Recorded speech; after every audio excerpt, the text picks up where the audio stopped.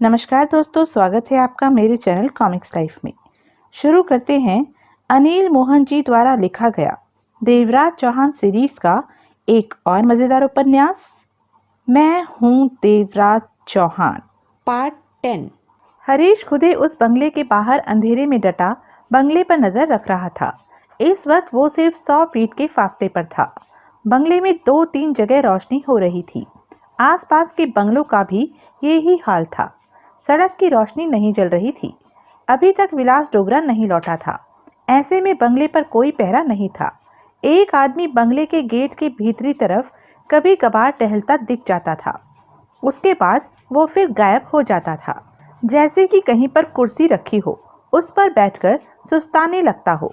दूसरा आदमी कभी कभार बंगले की छत पर दिखाई दे जाता था। उन दोनों के अलावा तीसरा कोई नहीं दिख रहा था, जबकि खुदे जानता था कि भीतर 5-6 आदमी हैं। सुबह के 4 बजने वाले थे। देवराज चौहान और जगमोहन 11:30 बजे दीवार फांदकर बंगले में प्रवेश कर गए थे और बंगले में कहीं दुबके पड़े डोगरा के वापस आने का इंतजार कर रहे थे। जब वे दोनों भीतर गए थे, तब खुदे का दिल जोरों से धड़क रहा था कि कहीं वो भीतर के लोगों की नजरों में ना आ जाए, गोलियां ना चलने लगे। परंतु ऐसा कुछ नहीं हुआ। आधे घंटे की शांति के बाद खुदे समझ गया था कि देवराज चौहान और जगमोहन बंगले के भीतर किसी अंधेरे में खामोशी से सेट हो चुके हैं। वो बंगले पर नजर रखे रहा और वक्त बीतने के साथ साथ बेचैन होने लगा कि डोगरा अभी तक वापस लौटा क्यों नहीं। अब सुबह के 4 बजने पर खुदे बहुत ज्यादा परेशान हो उठा था। बेचैनी से खुदे की नजरें इधर उधर घूमने लगी कि तभी उसकी आंखें सिकुड़ी, होठ भिंच गए। उसके देखते ही देखते बंगले से 70 कदम पहले सड़क के किनारे 3 कारें रुकी और उनकी हेडलाइटें बंद थी। यही वजह थी कि खुदे को बात अटपटी लगी थी। हरीश खुदे कारों की तरफ देखता रहा। अगले ही पल कारों के दरवाजे खुलने लगे और देखते ही देखते वहां 15 के करीब आदमी दिखने लगे, जिनके हाथों में कुछ के पास गनी भी दिखी। खुदे सतर्क हो गया कि गड़बड़ है। वो लोग बिना देरी के तेजी से दबे पांव उसी बंगले की तरफ बढ़ने लगे जिसमें कि डोगरा ठहरा हुआ था। खुदे हक्का बक्का रह गया। तो क्या डोगरा को पता चल गया है कि भीतर देवराज चौहान और जगमोहन मौजूद हैं और उन्हें खत्म करने के लिए डोगरा ने आदमी भेजे हैं? पर बंगले में तो शांति है। अगर किसी को पता होता कि बंगले में वे दोनों हैं, तो भीतर से कब का शोर शराबा उठ जाना था। खुदे ने जल्दी से मोबाइल निकाला और देवराज चौहान को फोन किया। देवराज चौहान और जगमोहन के फोन वाइब्रेशन पर थे, इसलिए बेल की आवाज वहां नहीं गूंजनी थी। अंधेरे में बैठे खुदे की निगाह बंगले की तरफ बढ़ते हथियारबंद लोगों पर थी। कहो, देवराज चौहान की मध्यम सी आवाज खुदे के कानों में पड़ी। बाहर गड़बड़ है कुछ। 15 के करीब हथियारबंद लोग बंगले पर पहुंचे हैं। अभी बाहर ही हैं। उनके हाथों में हथियार हैं। लगता तो नहीं कि वो डोगरा के आदमी हों। मुझे तो उनका इरादा हमला करने का लगता है। कौन है वो लोग? देवराज चौहान की मध्यम सी आवाज खुदे के कानों में पड़ी। क्या पता। बात करते खुदे की बेचैन निगाह उन आदमियों पर जा रही थी जो बंगले के गेट पर आ पहुंचे थे। तभी गेट के भीतर वो आदमी थोड़ा सा दिखा जो पहरेदारी में टहल रहा था। उसी पल ठां ठां वातावरण में गोलियां चलने की आवाज आई। उस पहरेदार को खुदे ने उछलकर पीछे की तरफ गिरते देखा। इसके साथ ही आने वाले लोगों ने गेट खोला और भीतर प्रवेश करने लगे कि छत पर मौजूद गनमैन ने गोलियां बरसानी शुरू कर दी। खुदे ने गेट पर खड़े 3-4 लोगों को गिरते देखा। चीखें गूंजी। वहां भगदड़ मच गई। 6-7 लोगों ने पोजीशन ले ली। बाकी पहले ही भीतर प्रवेश कर चुके थे। पोजीशन ले चुके आदमियों ने छत की तरफ फायरिंग करनी शुरू कर दी। छत पर से भी नीचे की तरफ गोलियां चलने लगी। चंद पलों में ही शांत माहौल गोलियों में बदल चुका था। खुदे दूर मौजूद सब देख रहा था। उसे देवराज चौहान और जगमोहन की चिंता थी। आसपास के बंगलों में गोलियों की आवाजें सुनने के बाद रोशनियां जलने लगी थी। जाग हो गई थी। खुदे व्याकुल था कि जो हमलावर भीतर प्रवेश कर गए थे वो देवराज चौहान और जगमोहन को नुकसान न पहुंचा दे। खुदी को ये बात तो अब तक समझ आ गई थी कि हमलावर ये सोचकर बंगले पर पहुंचे थे कि वहां विलास डोगरा मौजूद होगा, उसे खत्म करने आए थे वे। खुद ही होंठ भींचे वहीं टिका सब कुछ देखता रहा। फायरिंग की आवाज बराबर गूंज रही थी। फायरिंग भी इस तरह हो रही थी कि जैसे हमलावर सब कुछ फौरन करके वहां से निकल जाना चाहते हों। इन हालातों में खुद ही चाहकर भी देवराज चौहान और जगमोहन के लिए कुछ नहीं कर सकता था। हमलावरों की संख्या ज्यादा थी। आगे जाना मौत के मुंह में जाने के बराबर था। मनी मन वो ये सोचकर ज्यादा परेशान हो रहा था कि अगर देवराज चौहान को कुछ हो गया तो डकैती करने का प्रोग्राम खत्म हो जाएगा। देवराज चौहान ने उससे वादा कर रखा है कि ये काम खत्म होते ही उसे लेकर डकैती करेगा और उसे काफी मोटा पैसा इकट्ठा करके देगा। देखते ही देखते 10 मिनट बीत गए। तभी खुदे की आंखें सिकुड़ी। उसने अंधेरे में किसी को देखा जो कि दीवार फांदकर कूद रहा था। वो समझ नहीं पाया कि वो कौन हो सकता है। उसी पल एक और को उसी प्रकार दीवार फांदकर बाहर कूदते देखा। खुदे को लगा हो न हो दोनों देवराज चौहान और जगमोहन हो सकते हैं। खुदे ने अपनी जगह छोड़ी और तेजी से उस तरफ दौड़ा जिस तरफ वे दोनों खिसक रहे थे। मिनट भर में खुदे उनके पीछे पहुंच गया। तब तक वो समझ चुका था कि वो देवराज चौहान और जगमोहन ही हैं। एक घर से आती रोशनी में दोनों को स्पष्ट रूप से देखा था। निकल आए तुम दोनों वहां से? खुदे ने पीछे से कहा। वो देवराज चौहान और जगमोहन ही थे। खुदे की आवाज सुनकर वे ठिठके। खुदे पास जा पहुंचा। तीनों आगे बढ़ने लगे। जगमोहन ने पूछा, कार किधर है? उस तरफ। हमें घूमकर उस तरफ जाना होगा। खुदे ने कहा। भीतर क्या हुआ? डोगरा तो नहीं आया? देवराज चौहान ने पूछा। नहीं, सिर्फ ये हमलावर आए हैं। खुदे ने कहा। मेरे ख्याल में ये लोग डोगरा को मारने आए थे और डोगरा बंगले पर वापस आया ही नहीं। जगमोहन ने कहा। पार्क होटल में नाथ नाम के आदमी से मिलकर उसने वापस बंगले पर ही आना था। जगमोहन ने कहा। हमें डोगरा पर भी नजर रखनी चाहिए थी कि उसका प्रोग्राम पता चलता रहे। पता तो चलता कि वो बंगले पर वापस आया क्यों नहीं। वो शायद पार्क होटल से किसी और काम के लिए निकल गया होगा। देवराज चौहान ने कहा। मैं तो डर रहा था कि तुम लोगों को भीतर कुछ हो ना जाए। खुदे बोला।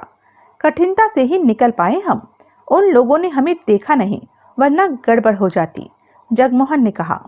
तीनों तेजी से अंधेरे में आगे बढ़े जा रहे थे। अगर डोगरा हाथ लग जाता तो काम निपट जाता। जगमोहन गुर्रा उठा। अगर डोगरा कहीं और निकल गया है और यहाँ पर कुछ लोगों ने हमला कर दिया है तो अब हम उसे कहाँ ढूंढेंगे? खुदे बोला। वो यहाँ वापस तो लौटेगा नहीं। कल वो कहाँ जाएगा, कुछ पता है? कल क्रिस्टन रोड पर माल्टा होटल 11 बजे। डोगरा ने नसीम बानो नाम की औरत से मिलना है जो कि साउथ इंडिया में ड्रग्स के धंधे की बेताज बादशाह है, मलिका है। हम वहां से डोगरा को अपनी नजर में ले सकते हैं। देवराज चौहान ने कहा। प्रकाश दुलेरा का बताया प्रोग्राम हमारी बहुत सहायता कर रहा है, वरना हम इतनी देर तक डोगरा का पीछा न कर पाते। आज रात डोगरा लौटा नहीं बंगले पर। जगमोहन कह उठा। वरना काम खत्म हो गया होता अब तक।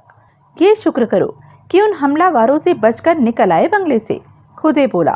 वरना तुम्हारा काम हो गया होता। पता नहीं वो कौन थे, पर आए पूरी तैयारी से थे कि डोगरा को खत्म करके ही लौटना है। बच गया डोगरा, जो वहां नहीं था। हवेली में ही काफी बड़ा फार्म हाउस था जो कि हवेली की सीमा पर स्थित था। फार्म हाउस में रंग बिरंगे फूलों की कतारें दूर तक लगी नजर आ रही थी।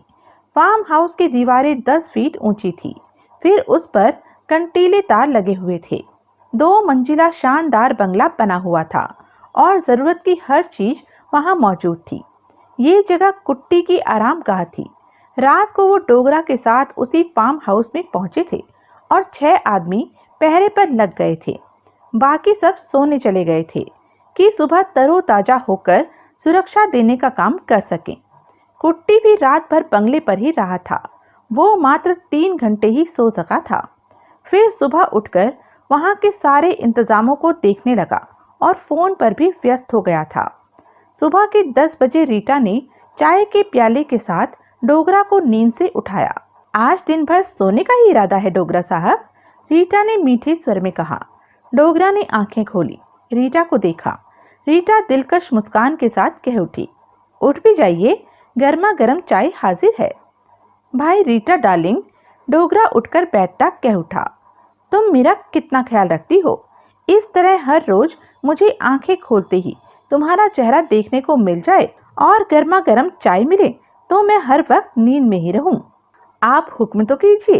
रीटा हंसी, हर रोज के लिए ये इंतजाम भी हो जाएगा। डोगरा चाय का प्याला थामता कह उठा, इस तरह हंसते हुए तुम कितनी खूबसूरत लगती हो।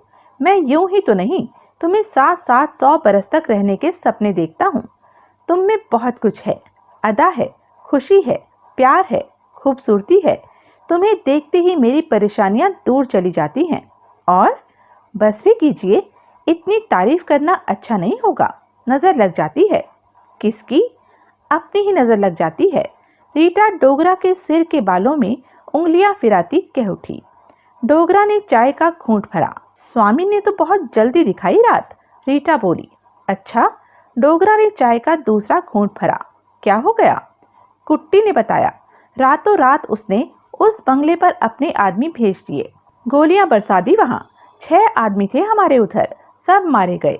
अच्छा ही हुआ डोगरा साहब जो आप उधर गए ही नहीं रात में। रीटा डोगरा के सामने आ बैठी। मुझे रात में ही शक हो गया था कि स्वामी कुछ करेगा, तभी तो मैंने जगह बदल ली थी। वो अपनी बहन का हत्यारा आपको मानता है, स्वामी की मैं परवाह नहीं करता। जरा कुट्टी को तो बुलाना रीटा डार्लिंग, स्वामी के बारे में उससे बात करनी पड़ेगी। रीटा ने कुट्टी को बुला लिया। स्वामी ने तो बुरा किया रात, डोगरा बोला। रात मेरी जान लेने के लिए बंगले पर आदमी भेज दिए। अच्छा हुआ जो आप वहां नहीं थे। कुट्टी का चेहरा सख्त हुआ। ये स्वामी तो मुझे हमेशा कांटे की तरह चुपता रहेगा। वो तो मेरे पर हाथ डालने की सोचे बैठा है। ये तो गलत बात है। हुक्म कीजिए, कैसे खत्म करेगा स्वामी को? मुरली ये काम कर सकता है, लेकिन वो पैसे ज्यादा लेगा। मुरली? डोगरा ने चाय का खाली प्याला रीटा की तरफ बढ़ाया। रीटा ने प्याला लेकर टेबल पर रख दिया। ये हत्यारा है, पेशेवर हत्यारा। पैसे लेकर हत्या करता है, भाव ज्यादा है इसके, पर काम पूरा करता है। मैंने कई बार मुरली से काम लिया है और मुझे शिकायत का मौका नहीं दिया। स्वामी की हत्या के लिए 1 करोड़ से कम नहीं लेगा। दे करोड़, डोगरा ने कहा। स्वामी को खत्म हो जाना चाहिए। जो आदमी धंधे में अपनी बहन का इस्तेमाल करे वो तो मुझे वैसे भी पसंद नहीं। मुरली को आजकल में ही काम पर लगा दे, मैं अभी उससे बात करता हूँ। कुट्टी बोला। डोगरा साहब, 11 बजे नसीम बानो से माल्टा होटल में मिलना है। रीटा बोली। 10:30 तो यहीं बज रहे हैं। कुट्टी? डोगरा बोला। जब तक मैं हवेली में हूँ मेरे आसपास सुरक्षा के तगड़े इंतजाम रखना। स्वामी की तरफ से समस्या खड़ी हो सकती है। हम कब तक हवेली में है रीटा डार्लिंग? कल तक। परसों सुबह हमारे टूर का आखिरी पड़ाव चिकमंगलूर है। रीटा कह उठी। टुडे किधर है? डोगरा ने कुट्टी को देखा। बाहर फूलों के पास कुर्सी रखे बैठा है। कुट्टी ने कहा। ठीक है, माल्टा होटल चलने की तैयारी कर कुट्टी। आधे घंटे में हम यहाँ से चल रहे हैं। डोगरा ने सोच भरे स्वर में कहा। किस्टन रोड की शान था माल्टा होटल। सफेद पत्थरों से बहुत ही शानदार और विशाल बिल्डिंग थी। 5 मंजिला था होटल और काफी बड़ी जगह में फैला हुआ था। भीतर प्रवेश करते ही किसी राजा के महल होने जैसा एहसास होता था। 11:40 बजे डोगरा वहां पहुंचा। उसकी सुरक्षा में लगे सब लोग होटल के बाहर ही रह गए और डोगरा, रीटा, कुट्टी भीतर आ गए थे। कुट्टी की अगवानी में डोगरा और रीटा होटल की 3री मंजिल के एक छोटे से हॉल में पहुंचे, जहां फानुस रोशन थे। बहुत अच्छे ढंग से उनकी रोशनी वहां फैली हुई थी। कमरे की बीचों बीच लकड़ी की काफी बड़ी गोल टेबल मौजूद थी, जिसके गिर्द 15 कुर्सियां रखी थी। टेबल की शान देखते ही बनती थी। टेबल के लकड़ी के टॉप के भीतर कहीं कहीं मध्यम सी लाल नीली रोशनियां रोशन थी। उस हॉल की खिड़कियों पर पर्दे पड़े थे। वो 45 बरस की औरत थी जो कि पहले से ही वहां मौजूद थी। उसने कमीज सलवार के ऊपर बुर्का पहन रखा था। वो लंबी चौड़ी थी। चेहरे पर से बुर्का हटा रखा था। उसका रंग गोरा और बहुत खूबसूरत थी वो। उसके साथ वहां सूट पहने दो लंबे चौड़े व्यक्ति मौजूद थे। उनके अलावा वहां पर कोई नहीं था। होटल का कोई कर्मचारी भी नहीं था। कुट्टी ने हॉल का शीशे का दरवाजा बंद कर लिया कि आवाज बाहर न जा सके। सलाम वालेकुम डोगरा साहब, वो औरत मुस्कुराकर कह उठी। वालेकुम सलाम नसीम बानो जी, डोगरा भी मुस्कुराया। 3 सालों के बाद हमारी मुलाकात हो रही है। आप तो जरा भी नहीं बदले, नसीम बानो बोली। ऊपर वाले की मेहरबानी से आप तो और भी हसीन हो गई लगती हैं। नसीम बानो कुर्सी पर बैठी, डोगरा भी बैठा रहा। हमेशा की तरह रीटा डोगरा के कंधों पर हाथ रखे पीछे खड़ी हो गई। कुट्टी पास ही सतर्कता से भरे अंदाज में खड़ा था। इसी तरह नसीम बानो के दोनों आदमी 2-2 कदमों की दूरी पर सतर्क थे। आपने तो हवेली में कदम रखते ही हंगामा बरपा दिया, नसीम बानो बोली। रात स्वामी ने आपके उस बंगले पर हमला कराया। वो तो अच्छा हुआ कि आप वहां नहीं थे, वरना आज हमारी मुलाकात न होती। आपको इतना भरोसा है उस पर कि वो मेरी जान ले लेगा? डोगरा मुस्कुराया। बात भरोसे की नहीं डोगरा साहब, लेकिन स्वामी बहुत दमखम रखता है। ये मुंबई नहीं, हवेली है। मुझे इस बात से कोई फर्क नहीं पड़ता कि यह हवेली है। मेरे लिए सब जगह एक सी है। मैं आपकी ताकत कम नहीं आंक रही। आपके आंकने से मुझे कोई फर्क नहीं पड़ता। स्वामी मेरे सामने कुछ भी नहीं है, डोगरा मुस्कुराकर बोला। स्वामी की बहन ने आत्महत्या कर ली। ये सब स्वामी की गलती से हुआ। मुझे क्या? मुझे क्या? नसीम बानो डोगरा की आंखों में झांकती कह उठी। उसने आत्महत्या क्यों की और कैसे की, हमें अपनी बात करनी चाहिए। डोगरा ने कुट्टी की तरफ इशारा करके कहा। कुट्टी को लगता है कि आप हमारे साथ नाराज हैं। ऐसा क्या हो गया? बोलो कुट्टी। इनकी बहन ने हमारी 8 पार्टियां तोड़ ली हैं जो हमसे ड्रग्स लेती थी, कुट्टी बोला। डोगरा की निगाह नसीम बानो पर टिकी थी। नसीम बानो पहले मुस्कुराई, फिर कह उठी। डोगरा साहब, आप तो ड्रग्स के बादशाह हैं। जितना माल हम आपसे लेते हैं उतना कोई नहीं लेता। हमारा इलाका बहुत बड़ा है ड्रग्स के धंधे का। इस पूरे कर्नाटक में ही नहीं, आंध्र प्रदेश, उड़ीसा, केरला, तमिलनाडु को हम ही कवर करते हैं। हमारा पूरा परिवार इस काम में लगा है और ड्रग्स आपसे लेते हैं। अब तो मेरी शिकायत है आपसे कि आप ड्रग्स का फुटकर धंधा क्यों करते हैं। वो सब हमारे लिए रहने दीजिए और माल हमें देते रहिए। मेरी बहन का कहना है कि वो आपकी सब पार्टियां तोड़ लेगी जहां भी फुटकर माल आप देते हैं। जानते हैं, मेरी बहन ने खुद नुकसान में रहकर आपकी पार्टियों को सस्ते में माल सप्लाई किया और आगे भी वो यही इरादा रखती है। उसका कहना है कि आप पार्टियों को फुटकर माल देना बंद कर दें और सिर्फ हमें ही दें। जितनी ड्रग्स आप देंगे हम लेंगे।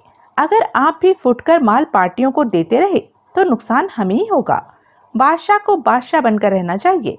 थोड़े से लालच के लिए जनता को मुंह नहीं लगाना चाहिए। उसके लिए हम हैं डोगरा साहब। डोगरा ने अपना कान खुजाया। कुट्टी की गंभीर निगाह डोगरा पर थी। डोगरा साहब, मुझे तो लगता है मैडम ने सही कहा है। फुटकर धंधा इन्हें ही करने दीजिए, रीटा कह उठी। कुट्टी, हमारे पास फुटकर पार्टियां कितनी हैं? डोगरा ने पूछा। 400 से ऊपर हैं, कुट्टी ने कहा। उनमें से हमारे लिए जरूरी कितनी है? कर्नाटक, आंध्र प्रदेश, उड़ीसा, तमिलनाडु और केरला को मिलाकर करीब 30 पार्टियां हमारे लिए जरूरी हैं। उन्हें तो हर हाल में हम ही माल देंगे, वरना हमें काफी बड़ा नुकसान होगा, कुट्टी ने सोच भरे स्वर में कहा। इन खास 30 पार्टियों को अपने लिए रख लो, बाकी सब नसीम बानो के हवाले कर दो, डोगरा बोला। जी, डोगरा ने नसीम बानो को देखा। थैंक्स डोगरा साहब, आपने तो बहुत जल्द फैसला कर दिया, नसीम बानो कह उठी। कुट्टी आपको मिलेगा और सब पार्टियों के नाम पते दे देगा, परंतु जो 30 पार्टियां हमारे पास हैं उस तरफ देखना तो क्या सोचना भी नहीं है आपके परिवार ने। ऐसा हुआ भी तो हमें पसंद नहीं आएगा, डोगरा बोला।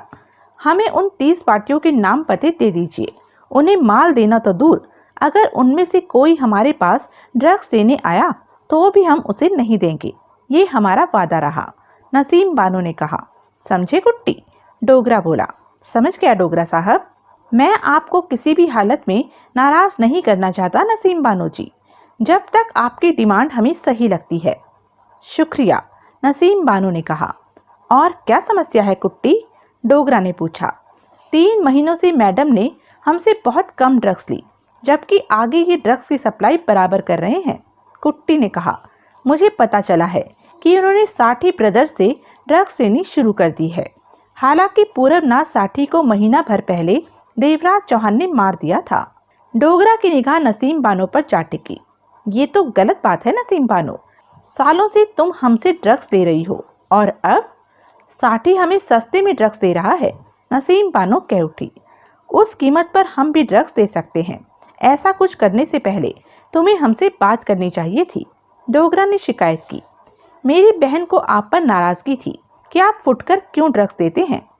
अब तो नाराजगी दूर हो जानी चाहिए। हो गई, साठी के भाव में हम आपसे ही ड्रग्स लेंगे, नसीम बानो ने सिर हिलाया। परंतु 2 बार कुट्टी की भेजी ड्रग्स कम निकली है। हम बुरा धंधा जरूर करते हैं, परंतु बेईमानी नहीं करते। तो इसी कारण तुमने हमारी 100 करोड़ की पेमेंट रोक रखी है, डोगरा कह उठा। कुछ भी समझिए डोगरा साहब, रीटा डोगरा का कंधा थपथपाते कह उठी। माल का कम निकलना तो बुरी बात है, बहुत ही बुरी बात है, डोगरा ने गर्दन घुमाकर कुट्टी को देखकर कहा। ऐसा क्यों हुआ? मैडम की ये शिकायत मुझ तक पहुंची थी। मैंने अपने सब ठिकानों पर छानबीन की, जहां जहां से माल निकलता था, परंतु हमारी तरफ से माल पूरा भेजा गया है, कुट्टी ने विश्वास भरे स्वर में कहा। लेकिन हमें माल कम मिला, नसीम बानो ने कहा। माल रास्ते में भी गायब किया जा सकता है, डोगरा ने कहा। माल लाने वाले हमारे सब आदमी भरोसे के हैं और पुराने हैं, उसने कहा। हेरा फेरी भरोसे का ही आदमी करता है, नए आदमी को हेरा फेरी का मौका नहीं मिलता, डोगरा ने नसीम बानो से कहा। ये मामला ऐसा है कि हम आपको कहते रहेंगे, आप हमें हल नहीं निकलेगा। माल तभी गायब होता है जब किया जाए। ये काम आपके या हमारे आदमी कोई भी कर सकते हैं, बातों से ही इसका हल नहीं निकलेगा। डोगरा साहब, रीटा कह उठी, मेरे ख्याल में इनका आज तक जितना माल कम निकला है उसका आधा आपको इन्हें दे देना चाहिए और भविष्य में कुट्टी साहब की निगरानी में माल भेजा जाएगा और मैडम की तरफ से 2 खास भरोसेमंद आदमी माल को कुट्टी से लेंगे। इस तरह हेरा फेरी जहां भी हो रही है रुक जाएगी। 2 पलों के लिए चुप्पी रही। फिर डोगरा ने सिर हिलाकर नसीम बानो से कहा, ये रास्ता ठीक है, आपको मंजूर है? हाँ, ऐसा करना ही मुनासिब होगा, नसीम बानो कह उठी। कोई और बात कुट्टी? डोगरा कह उठा। नहीं तो नसीम बानो जी, 100 करोड़ की हमारी पेमेंट जल्द से जल्द हो जानी चाहिए। हमें भी लोगों की पेमेंट देनी होती है। शाम को 4 बजे वैसे ही पेमेंट मिल जाएगी जैसे कि हमेशा मिलती रही है। पैसा आपका तैयार रखा है, बल्कि संभालने में हमें ही दिक्कत हो रही है, नसीम बानो उठते हुए बोली। जनाब, कुट्टी साहब से जब भी हमारी बहन का सामना होता है तो ये उन पर डोरे डालने की कोशिश में रहते हैं। धंधे में ऐसा नहीं होना चाहिए। अच्छा, उठते हुए डोगरा मुस्कुरा पड़ा। मुझे नहीं मालूम था कि कुट्टी जवान हो गया है। इसमें नाराजगी की कोई बात नहीं, आपने कह दिया, कुट्टी ने भी सुन लिया। अब आपको शिकायत नहीं होगी। नसीम बानो दोनों आदमियों के साथ बाहर निकल गई। डोगरा वापस कुर्सी पर बैठा। रीटा भी बैठती हुई कह उठी, अभी तक नाश्ता नहीं किया डोगरा साहब, हो जाए क्या? क्यों नहीं रीटा डार्लिंग, डोगरा मुस्कुराकर बोला। कुट्टी अभी नाश्ते का इंतजाम कर देगा। मैं अभी इंतजाम करता हूँ, कहकर कुट्टी जाने को हुआ। नसीम बानो की बहन बहुत सुंदर है क्या? डोगरा ने एकाएक पूछा। जी हाँ, कुट्टी ठिठका सक पकाया कह उठा। धंधे में ये बातें नहीं होनी चाहिए। जा नाश्ता लेकर आ। कुट्टी वहां से बाहर निकल गया। मेरी रीटा डार्लिंग से सुंदर कोई भी नहीं है, नसीम बानो की बहन भी नहीं। डोगरा मुस्कुराकर रीटा को देखता बोला, रहने दीजिए, मैं तो कुछ भी नहीं, मेरे से भी ज्यादा सुंदर। मेरी नजरों से तुम्हें कोई देखे तो उसे तुमसे ज्यादा सुंदर कोई भी नहीं लग सकता, डोगरा बोला। रीटा भी हंस पड़ी। आपकी बातें सुनकर तो कोई भी आप पर जान न्यौछावर कर देगी, रीटा ने कहा। इतनी प्यारी बातें आप। तभी डोगरा का फोन बजा। हेलो, बात की फोन पर डोगरा ने। डोगरा साहब, मैं गोवा से गोरा बोल रहा। आवाज में बेहद हड़बड़ी थी। कहो गोरे, तुम? गजब हो गया डोगरा साहब, कैस्ट्रो ने गोवा में काम करने वाले आपके हर आदमी पर हमला कर दिया है। ये काम रात 3 बजे चुपके से उसके आदमियों ने शुरू किया। वो आपके आदमियों को मारते जा रहे और लाशें भी हाथों हाथ उठाते जा रहे हैं। आपका हर खास आदमी गायब हो चुका है। सब काम पूरी योजना के साथ हो रहा है। पुलिस तो ऐसे सोई पड़ी है जैसे उन्हें कुछ पता ही ना हो। कैस्ट्रो के आदमी साइलेंसर लगे हथियारों का इस्तेमाल कर रहे हैं कि शोर न उठे।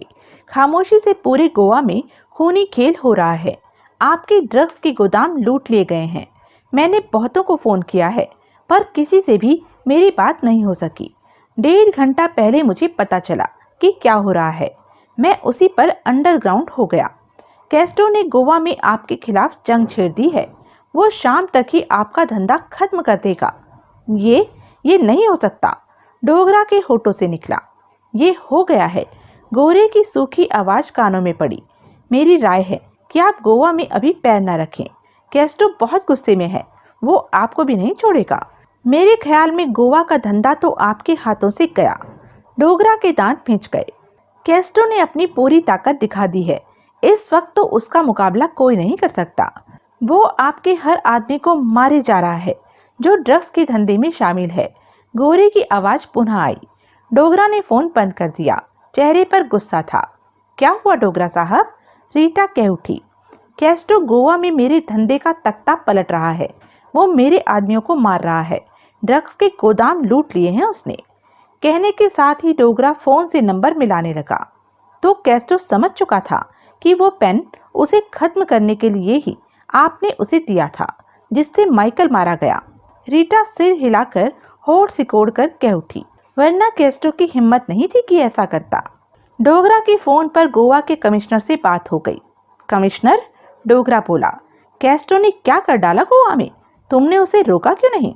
रॉन्ग नंबर, उधर से कहकर फोन बंद कर दिया गया। डोगरा ने गहरी सांस ली और फोन वाला हाथ नीचे हो गया। क्या बोला कमिश्नर? रीटा बोली।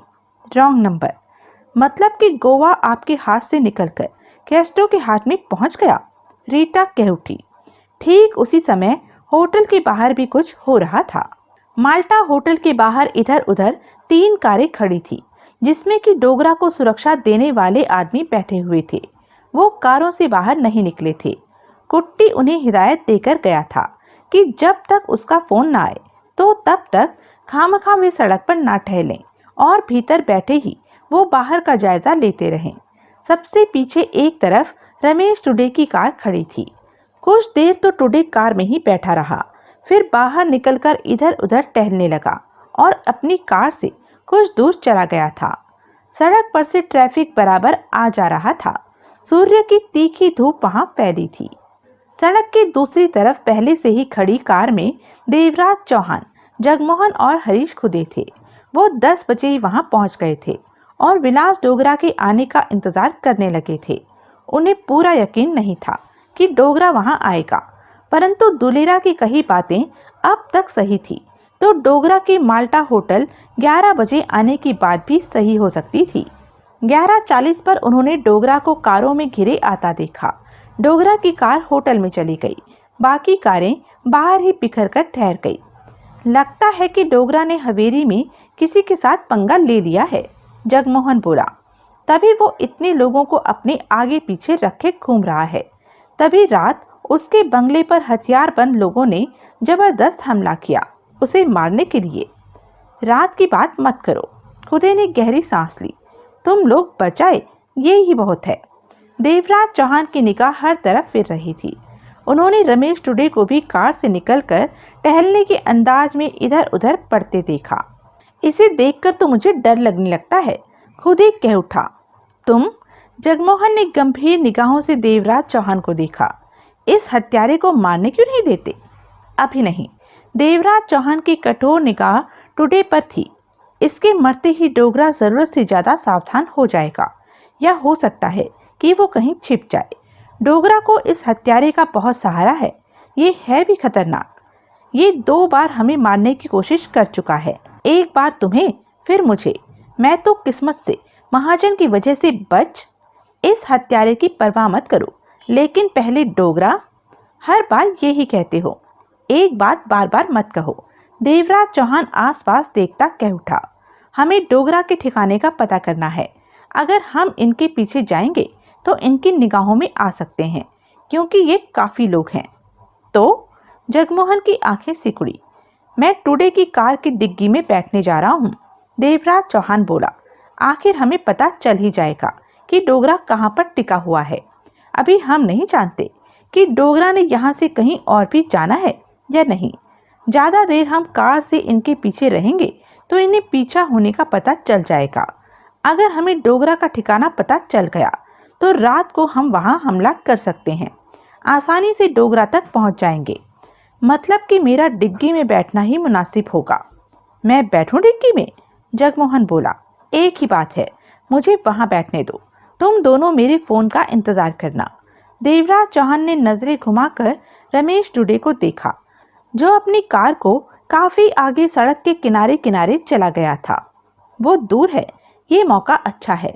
जब मैं कार की डिग्गी में बैठ जाऊं तो तुम लोग यहाँ से चले जाना। मैं नहीं चाहता कि टुडे तुम लोगों को देख ले। मेरे फोन का इंतजार करना और पीछे लगे रहने की गलती मत करना। कहने के साथ ही देवराज चौहान ने कार का दरवाजा खोला और बाहर निकलकर दरवाजा बंद करते हुए तेजी से टुडे की कार की तरफ बढ़ गया। सड़क पर ट्रैफिक आ जा रहा था, लोग पैदल चले आ रहे थे। देवराज चौहान भी उसी भीड़ में शामिल हो गया और मिनट भर में टुडे की कार के पास जा पहुंचा। कार की डिग्गी खोलनी चाहिए, परंतु वो बंद थी। देवराज चौहान ने अपने जूते की एड़ी में 4 इंच लंबी लोहे की सीख निकाली, जो कि आगे से चपटी थी, और उससे आधे मिनट में कार की डिग्गी खोल ली।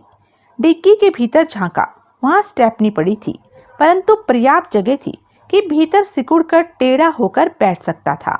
उसने आते जाते लोगों पर निगाह मारी, थोड़ा इंतजार किया। वो उस तरफ भी देख रहा था जिधर टुडे गया था। उसे इस बात का भी ध्यान था कि टुडे वापस न लौट आए। तभी आसपास से निकलते लोगों को चंद पलों के लिए गायब पाया तो फौरन ही डिग्गी में जा बैठा और डिग्गी बंद कर ली। विराज डोगरा के चेहरे पर परेशानी दिखाई दे रही थी। रह रहकर होठ भीग जाते थे। गुस्सा चेहरे पर दिखने लगता।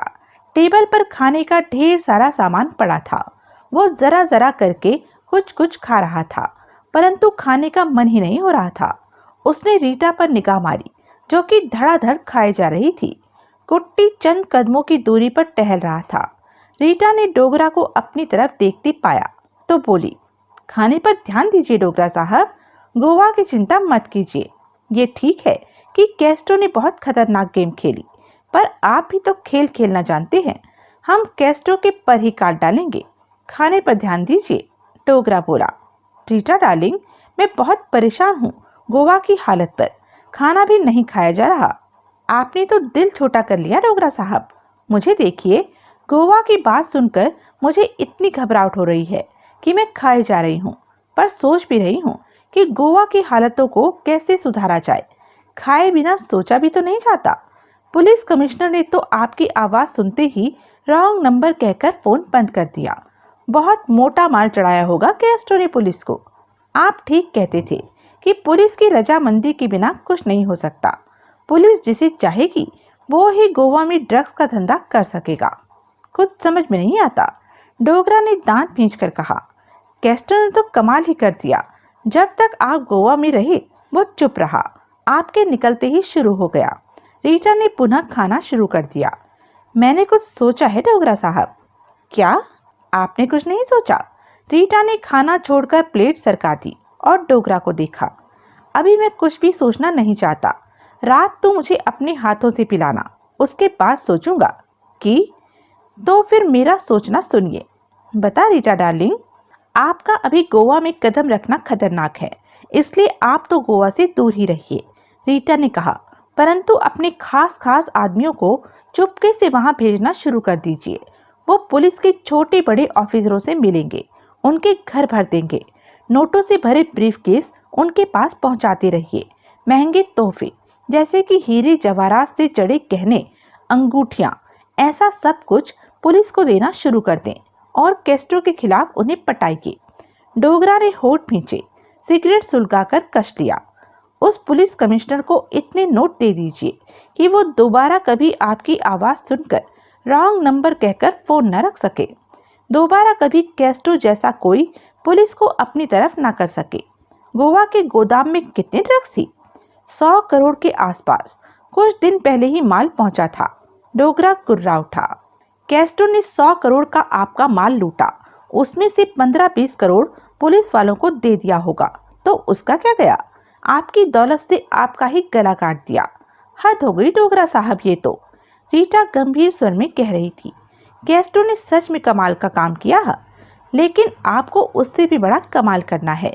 गोवा में धंधे के बारे में मत सोचिए, सिर्फ पुलिस के बारे में सोचिए। नए सिर से नई शुरुआत कीजिए। पुलिस अपने हाथ में होगी तो कैस्ट्रो बेकार हो जाएगा। इसी बीच टुडे जैसे कुछ लोग गोवा जाएंगे और कैस्ट्रो के साथ साथ उसके हर खास आदमी को खत्म कर देंगे। वैसे बॉब तो गोवा में कैस्ट्रो के पीछे लग चुका होगा। मेरे ख्याल में तो सब ठीक किया जा सकता है, चिंता की कोई बात नहीं। चेहरे पर कठोरता समेटे डोगरा कष्ट लेता रहा। कहाँ खो गई डोगरा साहब? तुमने तो सोच लिया रीटा डार्लिंग, डोगरा शब्दों को चबाकर कह उठा। लेकिन मेरा सोचना अभी बाकी है। मैं अब वापस जाऊंगा, आराम करूंगा, कैस्ट्रो के बारे में सोचूंगा। सोचना ही पड़ेगा। कुट्टी, डोगरा ने कुट्टी को पुकारा। जी। कुट्टी फौरन पास पहुंचा। वापस जाना है मैंने अभी फार्म हाउस पर। आज के बाकी के सारे प्रोग्राम कैंसिल करके शायद कल मुंबई वापस ही जाना पड़े। यहाँ से चलो। आपने तो अपना मूड ऑफ कर लिया डोगरा साहब, रीटा गहरी सांस लेकर कह उठी। डोगरा ने जवाब में कुछ नहीं कहा और उठ खड़ा हुआ। 1:25 बजा था। विलास डोगरा का छोटा सा काफिला अब हवेली से बाहर जाता जा रहा था। फार्म हाउस हवेली शहर की सीमा पर स्थित था, जहां पर भीड़ भाड़ ना के बराबर थी। आगे एक कार थी, उसके पीछे डोगरा की कार थी, उसके पीछे 2 कारें और आदमियों से भरी चल रही थी। सबसे पीछे रमेश टुडे कार चलाता आ रहा था। सड़क के दोनों तरफ अब जंगल जैसा इलाका था, सुनसानी थी। 5-7 मिनट में फार्म हाउस आने वाला था। टुडे की सतर्क निगाह हर तरफ थी। वो इस बारे में सतर्क था कि कोई, खास तौर से स्वामी के आदमी, उनका पीछा न कर रहे हों, परंतु सब ठीक था। उसे तसल्ली थी कि कोई पीछे नहीं है। टुडे कुछ थकान महसूस कर रहा था और सोच रहा था कि फार्म हाउस पर पहुंचकर शाम तक सोएगा, लेकिन पहले खाना खाएगा। जब से डोगरा के साथ मुंबई से निकला है, तब से भागता ही रहा है, ठीक तरह आराम नहीं कर पाया। तभी सड़क के बीचों बीच गड्ढा आया। गड्ढे से बचने का वक्त नहीं था। पहले कार का अगला पहिया गड्ढे में पड़ा, कार पूरी तरह उछली। फिर पिछला पहिया गड्ढे में पड़ा तो कार उछली। कार गड्ढे को छोड़कर आगे निकल गई, परंतु टुडे की आंखें सिकुड़ी। उसी पल उसने कार रोक दी। आगे जाती कारों को देखने लगा, जो कि धीरे धीरे नजरों से ओझल हो गई। वो कई पलों तक कार की सीट पर बैठा रहा, हाथ स्टीयरिंग पर टिके थे। कार को जब गड्ढे ने उछाला तो उसके कानों में मध्यम सी करहा पड़ी थी कि किसी की तरह उस आवाज को कार के इंजन के शोर में सुन पाना आसान नहीं थी। परंतु टुडे के कानों ने उस करहा को सुन लिया था और समझ गया था कि कार में कोई है। उसे हैरानी हुई कि उसकी कार में कोई है और उसे पता तक नहीं। टुडे के चेहरे पर सर्द भाव आ ठहरे। उसने शांत भाव से कार का दरवाजा खोला और बाहर आ गया। सड़क के दोनों तरफ जंगल जैसी जगह थी। ये सुनसान इलाका था और कोई आता जाता नजर नहीं आ रहा था। टुडे ने जेब में हाथ डालकर रिवॉल्वर निकाली और 2 कदम पीछे उठकर कार के भीतर झांका। पीछे की सीट पर या आगे पीछे की सीटों के बीच कोई नहीं था। अगले ही पल उसकी नजर डिग्गी पर पड़ी। वो आगे बढ़ा और डिग्गी के पास पहुंचा। कई पल खड़ा डिग्गी को घूरता रहा, फिर रिवॉल्वर की नाल से डिग्गी को ठकठकाया, परंतु जवाब में किसी भी प्रकार की कोई आहट उसे नहीं मिली। टुडे लगभग आधा मिनट बंद डिग्गी को देखता रहा, फिर हाथ आगे बढ़ाकर डिग्गी का हैंडल थामा और तेजी के साथ डिग्गी खोलते हुए रिवॉल्वर वाला हाथ आगे कर दिया। परंतु डिग्गी के भीतर मौजूद देवराज चौहान उसकी आशा से कहीं ज्यादा तेजी से हरकत में आया। टुडे ठीक से कुछ देख भी नहीं पाया था कि डिग्गी में उकड़ू बैठा देवराज चौहान उछलकर किसी मेंढक की भांति टुडे से आ टकराया। जो हुआ था उसके टुडे को आशा जरा भी नहीं थी। टुडे के पांव उखड़ गए। वो पीछे को जा गिरा। देवराज चौहान उसके ऊपर गिरा। टुडे के होठों से चीख निकली। रिवॉल्वर हाथ से निकलकर दूर फिसलती चली गई। इस वक्त वो पेट के बल कच्ची पक्की सड़क पर जा पड़ा था। ऊपर मौजूद देवराज चौहान ने खुद को संभाला और फुर्ती से रिवॉल्वर निकालकर नाल टुडे की गर्दन पर रख दी। टुडे थम सा गया। देवराज चौहान के दांत भिंचे हुए थे। माथे से खून की धार बहकर आंख के बालों तक आ रही थी। कार जब गड्ढे में उछली थी तो उसका माथा बंद डिक्की से टकराया था। तभी उसके होठों से तीव्र कराह निकली थी। टुडे ने सिर घुमाकर उसे देखना चाहा, परंतु देवराज चौहान ने उसका सिर दबा लिया। चंद पल इसी मौत भरी खामोशी में निकल गए। कौन हो तुम? टुडे के होठों से निकला। मैं हूं देवराज चौहान। देवराज चौहान के होठों से गुर्राहट निकली। तुम? नहीं, तुम तो गोवा से मुंबई चले गए थे। टुडे ने जैसे तड़प कर कहा। तुम्हें दिखाने के लिए। देवराज चौहान उसी स्वर में बोला, जबकि मैं हवेली आ गया था। टुडे उसी प्रकार पड़ा रहा। तुमने जगमोहन को मार दिया, यही सोचते हो ना? पर वो जिंदा है। देवराज चौहान ने दरिंदगी से कहा। अब तुम मरने जा रहे हो। मैं गोली चलाने जा रहा हूँ। गर्दन पर लगी मेरी एक गोली से तुम्हारा काम हो जाएगा। तुमने सोचा था कभी कि इस तरह? उसी पल टुडे ने अपने हाथ नीचे टिका खुद को जोरों से झटका दिया और उसके पीठ पर मौजूद देवराज चौहान तीव्र झटके से पीछे को होता चला गया। झटका जरा जोरदार था कि रिवॉल्वर हाथों से निकल गई। वो एक तरफ लुढ़कता चला गया, परंतु उसी पल खुद को संभालते हुए फुर्ती से उछलकर खड़ा हो गया। सामने टुडे खड़ा था, खूनी निगाहों से उसे देख रहा था। दोनों के पास रिवॉल्वर नहीं थी। देवराज चौहान की आंखों में मौत नाच रही थी। दोनों घायल शेरों की तरह एक दूसरे को देख रहे थे। कई पल यूं ही बीत गए। फिर देवराज चौहान मौत भरे अंदाज में टुडे की तरफ बढ़ा। टुडे के दांत भिंच गए। देवराज चौहान जब पास पहुंचा तो टुडे खतरनाक अंदाज में उस पर झपट पड़ा। टुडे का घूंसा देवराज चौहान के चेहरे पर लगा, जबकि देवराज चौहान ने उसके पेट पर घूंसा मारा और उसे पीछे उछाल दिया। टुडे पीछे की तरफ लड़खड़ाया और संभल गया। देवराज चौहान पुनः टुडे पर झपटा। टुडे फुर्ती से झुका और सिर की ठोकर देवराज चौहान के पेट से मारते दोनों हाथों ने उसकी टांगों को पकड़कर झटका दिया। देवराज चौहान बुरी तरह कूलों के बल नीचे जा गिरा। टुडे ने उसी पल उस पर छलांग लगा दी। टुडे देवराज चौहान के ऊपर जा गिरा। देवराज चौहान के होठों से कराह निकली। दोनों गुत्थम गुत्था हो गए। टुडे अपने हाथ का पंजा उसकी गर्दन पर टिकाने की फिराक में था कि देवराज चौहान ने अपने ऊपर पड़े टुडे की कमर में जोरों से घूंसा मारा। टुडे तड़पा जरूर, परंतु अपनी कोशिशों में लगा रहा और एकाएक उसका पंजा देवराज चौहान की गर्दन पर जा टिका। टुडे ने पंजे का दबाव बढ़ा दिया। देवराज चौहान का दम घुटने लगा। चेहरा लाल होता चला गया। वो तड़पा और बहुत तेजी से अपने ऊपर पड़े टुडे की गर्दन पर पीछे से अपनी टांगों की कैंची डाली और झटके के साथ उसे पीछे को लुढ़का दिया। टुडे धूल भरी सड़क पर लुढ़कता हुआ सड़क किनारे ढलान पर चला गया। देवराज चौहान उठा और टुडे पर झपटा।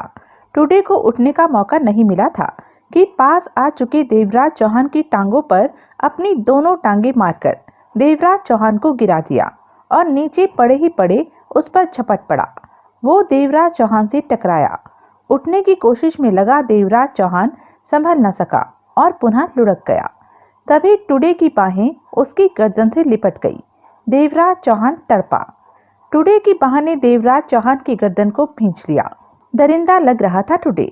चेहरे पर खतरनाक भाव नाच रहे थे। दांत भिंचे थे। वो लगातार बाह से देवराज चौहान की गर्दन पर दबाव बढ़ाता जा रहा था। देवराज चौहान की सांस रुकने लगी। चेहरा लाल सा हो गया। आंखें फटती जा रही थी।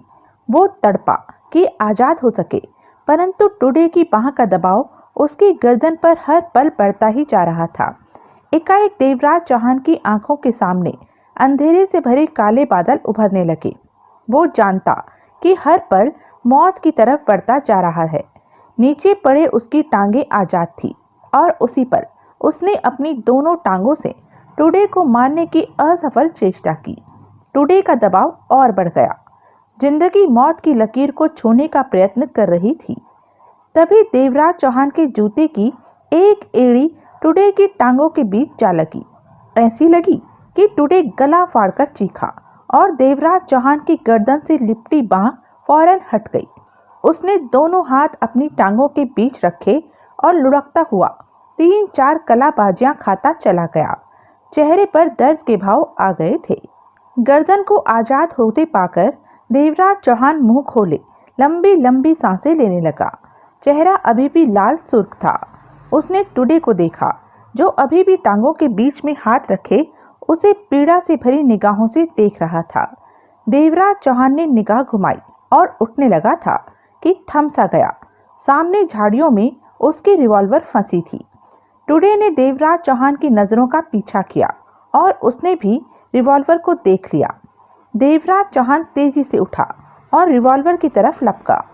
टुडे ने बैठे ही बैठे छलांग लगाई और देवराज चौहान की पिंडली पकड़कर झटका दिया। देवराज चौहान लड़खड़ाकर नीचे जा गिरा। टुडे फुर्ती से उठकर रिवॉल्वर की तरफ दौड़ा। देवराज चौहान ने 2-3 कलाबाजियां खाई और टुडे के रास्ते में आ गया। टुडे लड़खड़ाकर नीचे आ गिरा। देवराज चौहान उस पर झपट पड़ा। दोनों गुत्थम गुत्था हो गए। वो ऐसे लड़ने लगे जैसे 2 भैंसे लड़ रहे हों। मुंह से खतरनाक आवाजें निकलने लगी। तभी टुडे ने देवराज चौहान को टांगों पर रखकर उछाल दिया। देवराज चौहान 3 कदम पीछे जाकर गिरा। टुडे फुर्ती से उठकर झाड़ियों की तरफ दौड़ा जहां रिवॉल्वर पड़ी दिख रही थी। देवराज चौहान उठकर टुडे को रोकने के लिए भागा। तभी टुडे ने रिवॉल्वर पर लंबी छलांग लगा दी और झाड़ियों पर जा गिरा। अगले ही पल उसके हाथ में रिवॉल्वर थी। वो फुर्ती से देवराज चौहान की तरफ घूमा जो कि 3 कदमों की दूरी पर था। टुडे ने उसी पल गोली चला दी। जल्दबाजी में चलाई गोली देवराज चौहान के कानों को हवा देती निकल गई और देवराज चौहान सीधा टुडे पर आ गिरा। टुडे को झाड़ियां चुभी तो कराह निकली होठों से। देवराज चौहान ने उसकी रिवॉल्वर वाली कलाई को पकड़ा। उस हाथ को जोरों से जमीन पर मारा, परंतु टुडे ने रिवॉल्वर नहीं छोड़ी। देवराज चौहान ने तभी एक उंगली उसकी आंख में दे मारी। टुडे गला फाड़कर चीख उठा। रिवॉल्वर हाथ से छूट गई। उसकी आंखों से खून निकलने लगा। देवराज चौहान ने रिवॉल्वर थामी और उठकर खड़ा हो गया। टुडे दोनों हाथों से अपनी आंख को दबाए कराहने लगा। हाथ खून से रंगते जा रहे थे। उसने दूसरी आंख से देवराज चौहान को देखा जो दांत भींचे 5 कदमों के फासले पर खड़ा उसे देख रहा था, परंतु टुडे की हिम्मत अभी भी कायम थी।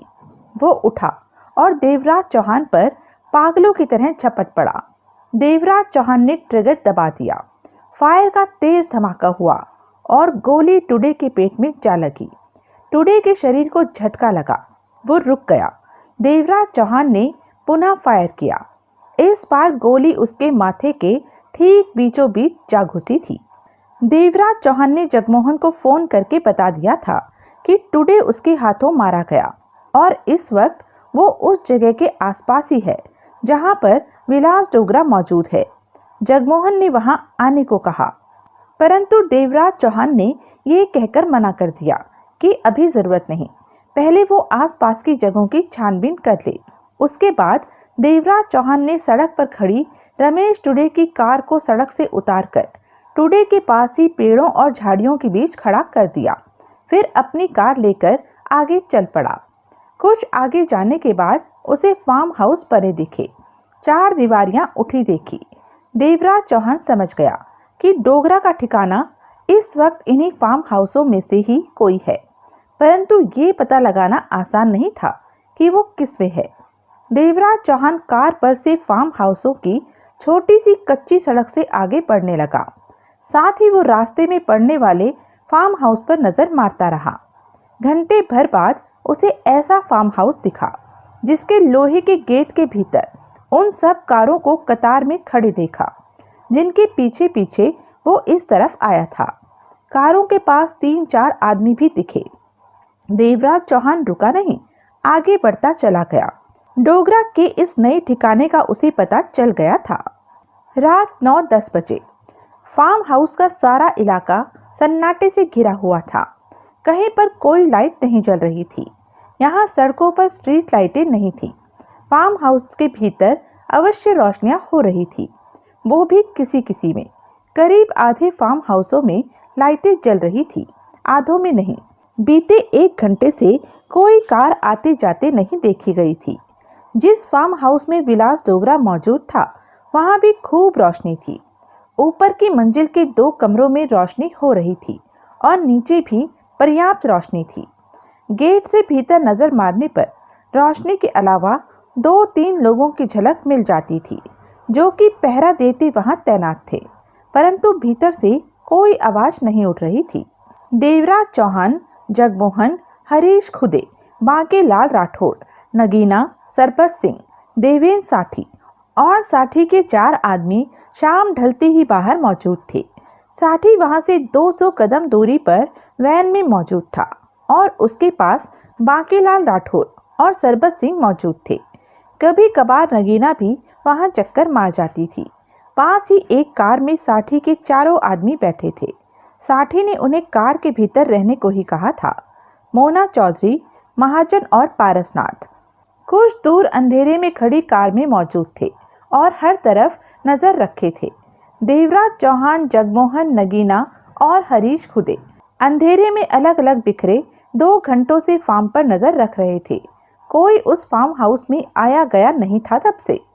9:30 से कुछ ऊपर का वक्त था कि वो इकट्ठे हुए। हम फार्म हाउस पर हमला करेंगे, देवराज चौहान ने कहा। अभी?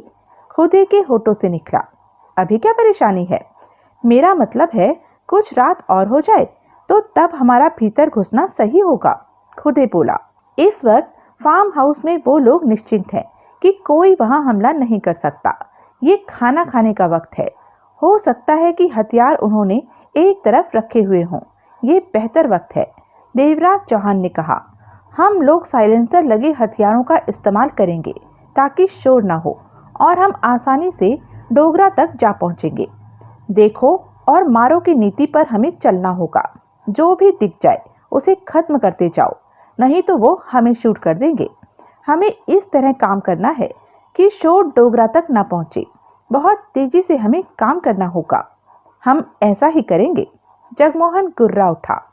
तुम तैयार हो नगीना? देवराज चौहान ने पूछा। एकदम से। नगीना के स्वर में कठोरता थी, सतर्कता थी। बांके और सरबत सिंह को साथ लें क्या? खुदे बोला। नहीं, उन्हें साठी के पास रहने दो, देवराज चौहान बोला। मैं जरा उनके पास होकर आती हूँ। कहने के साथ ही नगीना दूर खड़ी वैन के पास जा पहुंची। उसने वैन का दरवाजा खटखटाया तो भीतर से दरवाजा खोला गया। वैन के भीतर अंधेरा था। साठी? नगीना बोली। हाँ, साठी की आवाज आई। हम बंगले में जा रहे हैं, फार्म हाउस के बंगले में। तुम यहाँ से भागने की कोशिश मत करना। मेरा परिवार तुम लोगों के पास कैद है, मैं क्यों भागूंगा? साठी ने रूखे स्वर में कहा। लेकिन मैंने अब ये भी सोच लिया है कि अब तुम लोगों की बात मानकर इस तरह साथ नहीं रहूंगा। बहुत हो गया। देवराज चौहान ने मेरे भाई को शूट किया है। मैं इस बात को अच्छी तरह से जानता हूँ, इसलिए तुम यहीं रहना साठी, नगीना बोली। मेरे पास ज्यादा वक्त नहीं है। हम भी थारे साथों चलो बहनों, बांकेलाल राठौर कठोर स्वर में कह उठा। तुम दोनों साठी के पास रहो। कहने के साथ ही नगीना वहां से हटी और दूर खड़े देवराज चौहान के पास जा पहुंची। आओ, देवराज चौहान एक तरफ अंधेरे में बढ़ता कह उठा। हमें कार तक जाना है कि वहां से साइलेंसर लेकर रिवॉल्वरों पर लगा सकें। गेट से मात्र 10-12 कदम भीतर कार के पास दीवार पर लगी लाइट के नीचे वो 3 आदमी खड़े बातें कर रहे थे। उनके हाव भाव में भरपूर लापरवाही थी, जैसे कि उन्हें पूरा यकीन था कि वहां पर परिंदा भी पर नहीं मार सकता। तभी बेआवाज सी गोली एक के सिर में जा लगी। वो बातें करता करता एकाएक अपने साथी पर जा गिरा। उसके साथी ने उसे संभालने की चेष्टा की। लगा वो मजाक कर रहा है कुछ। तीसरा अभी तक आराम से खड़ा था कि एक गोली उसके सिर में आ धंसी। वो उसी पल कार से टकराता नीचे जा गिरा। ये देखकर दूसरा वाला चौंका उसका जो साथी उस पर गिरा था वो उसके हाथों से निकलकर नीचे जा गिरा था। तभी उसे अपनी कमीज पर गीलापन सा महसूस हुआ तो उसे समझते देर न लगी कि कुछ गड़बड़ है, कुछ हो रहा है। परंतु तभी एक गोली उसके सिर में आ लगी और वो भी नीचे लुढ़कता चला गया। इस सारे काम में कोई आहट नहीं उठी थी। गेट पर से जगमोहन ने भीतर हाथ डाला और सावधानी से बेआवाज गेट का कुंडा खोलने में मिनट भर लगाया और पल्ले धकेलकर 1.25 फीट भीतर को किया और उसके पीछे हरीश खुदे, देवराज चौहान, नगीना प्रवेश करते चले गए। हाथों में साइलेंसर लगी रिवॉल्वरें दबी थी और चेहरों पर खतरनाक भाव नाच रहे थे। डोगरा की आंखें नशे से लाल हो रही थी। रीटा उसे पिला रही थी और वो पीता जा रहा था। गोवा उसके दिमाग से नहीं निकल रहा था। कैस्ट्रो को वो बार बार मार देने को कह रहा था। तभी कुट्टी ने भीतर प्रवेश किया और खड़ा हो गया। रीटा ने कुट्टी को देखा तो डोगरा से कह उठी, कुट्टी आया है डोगरा साहब। कुर्सी पर बैठे बैठे डोगरा ने सिर घुमाया और लाल आंखों से कुट्टी को देखा। हुक्म डोगरा साहब। नसीम बानो से नोट आ गए? डोगरा ने पूछा। जी हाँ, शाम को नसीम बानो की बहन हमारे आदमी को नोटों के पैकेट दे गई थी। कुट्टी बोला। फोन पर पता किया है मैंने। हमने जिन लोगों को पैसा देना है उन्हें दिया जा रहा है। कल तक 80 करोड़ बच जाएगा हमारे पास। ठीक है। डोगरा ने हाथ में पकड़ा गिलास खाली कर दिया। रीटा ने गिलास ले लिया। डोगरा बोला, रमेश टुडे किधर है? वो दोपहर में हमारे साथ यहाँ तक नहीं आया। मेरे आदमियों का कहना है कि उसकी कार पीछे आ रही थी लेकिन अचानक ही दिखनी बंद हो गई। हो सकता है कि उसे कोई काम याद आ गया। हवेली में तो उसे कोई काम नहीं है। डोगरा ने सोच भरे स्वर में कहा। आ जाएगा डोगरा साहब, आता ही होगा टुडे। रीटा समझाने वाले स्वर में कह उठी। मुझे बताए बिना वो गया ही क्यों? उसका फोन नहीं लग रहा। डोगरा बोला। टुडे की तलाश करवाऊं डोगरा साहब? कुट्टी बोला। कुछ पल सोचने के बाद डोगरा ने कहा, रहने दो, रीटा डार्लिंग ठीक कहती है, टुडे आ जाएगा। मुझे उसकी चिंता नहीं करनी चाहिए। स्वामी के बारे में बता। उसके आदमी आपको ढूंढते फिर रहे। तूने स्वामी को साफ करने के लिए कह दिया है, काम हो जाएगा। फिर ठीक है। डोगरा अपने कान को मसलता कह उठा। सुन कुट्टी, मैं कल वापस जा रहा हूँ। सारे प्रोग्राम कैंसिल। गोवा में कुछ गड़बड़ हो गई है। मुंबई पहुंचकर गोवा का मामला ठीक करना है। कल सुबह मैं निकल जाऊंगा। तू मेरे रीटा डार्लिंग और टुडे के लिए प्लेन में सीटें बुक करा दे। वक्त कम है, प्लेन से मुंबई पहुंचना होगा। मैं अभी बुकिंग करा देता हूँ। कुट्टी ने सिर हिलाया। जो पैसा बचेगा वो गोवा में मेरे होटल पहुंचा देना। अभी काफी पैसा गोवा में लगेगा, उधर जरूरत है। जी, मैं डी गामा में पैसे पहुंचा दूंगा। कुट्टी ने कहा। जा, अब कुछ और याद आया तो दोबारा बुलाऊंगा। कुट्टी बाहर निकल गया। डोगरा साहब, आप तो गोवा को लेकर बहुत परेशान हो गए हैं। रीटा ने डोगरा के गले में बांह डाली। परेशान? मैं तो पागल हो जाता रीटा डार्लिंग। ये तो तूने संभाल रखा है, नहीं तो। तभी दरवाजे की तरफ से तेज आवाज उभरी और कुट्टी भड़ाक से भीतर आ गिरा। रीटा चौंक कर डोगरा के पास से हटी। डोगरा ने हैरानी से कुट्टी को देखा। कुट्टी जल्दी से उठने को हुआ कि पिट की आवाज के साथ गोली उसकी छाती में आ धंसी। डोगरा और रीटा की निगाहें उसी पल दरवाजे की तरफ उठी। दरवाजे पर देवराज चौहान रिवॉल्वर थामे खड़ा था। चेहरे पर कठोरता थी। देवराज चौहान को देखते ही विलास, डोगरा और रीटा हक्के बक्के रह गए। तभी देवराज चौहान के पीछे से जगमोहन रिवॉल्वर थामे कमरे में आ पहुंचा। कुट्टी जो अभी थोड़ा हिल रहा था, जगमोहन ने रिवॉल्वर वाला हाथ सीधा किया और गोली चला दी। दूसरी गोली से कुट्टी शांत हो गया। हेलो डोगरा, देवराज चौहान शब्दों को चबाकर बोला। तबीयत कैसी है? डोगरा जड़। रीटा धीरे धीरे डोगरा से 5-6 कदम दूर खिसक गई। रीटा डार्लिंग, डोगरा की आंखें अभी तक फैली हुई थी। हमारे आदमियों ने इन्हें मारा क्यों नहीं? सब मर गए, जगमोहन ने खतरनाक स्वर में कहा। सब मर गए? डोगरा जैसे अभी तक झटके खा रहा था। ये कैसे हो सकता है? टुडे टुडे को यहाँ होना चाहिए। वो दोपहर को मर गया था, जगमोहन बोला। देवराज चौहान ने उसे खत्म कर दिया। टुडे मर गया? रीटा डार्लिंग, ये मैं क्या सुन रहा? मैं भी यही सुन रही हूँ डोगरा साहब। आपको भी मेरी तरह इनकी बातों का भरोसा कर लेना चाहिए। रीटा कह उठी। रीटा डार्लिंग, ये सब क्या हो रहा है? मेरी समझ में तो कुछ भी नहीं आ रहा है। पर मेरी समझ में आ गया है। क्या? डोगरा की नज़र देवराज चौहान और जगमोहन पर थी। वो कुर्सी पर बैठा था। अब आपका काम तमाम होने वाला है, रीटा ने कहा। डोगरा की निगाहें रीटा की तरफ घूमी। रीटा का चेहरा शांत था। तू बोली, मेरा काम तमाम होने वाला है? मुझे पूरा विश्वास है कि मैंने सही कहा है, रीटा ने भावहीन स्वर में कहा। लेकिन हमने तो 100 साल तक इकट्ठे जीना है रीटा डार्लिंग, मेरा काम कैसे हो सकता है? इसका जवाब देवराज चौहान और जगमोहन देंगे, रीटा बोली। एक बढ़िया सा पैक बना, आज का दिन बहुत खराब। तुम अपनी जगह से हिलोगी भी नहीं। जगमोहन रीटा को देखकर गुर्रा उठा। नहीं हिलूंगी, रीटा बोली। मेरे को एक पैक नहीं देगी? डोगरा ने रीटा से कहा। वो मेरे को गोली मार देगा।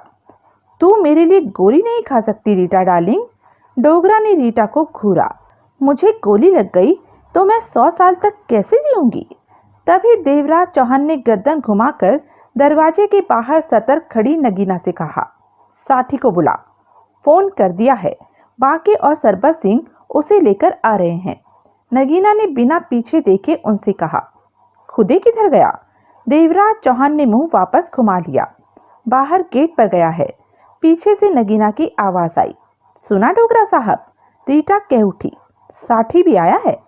मुझे तो कुछ भी समझ में नहीं आ रहा है। डोगरा का नशा अब काफी हद तक उतर गया था।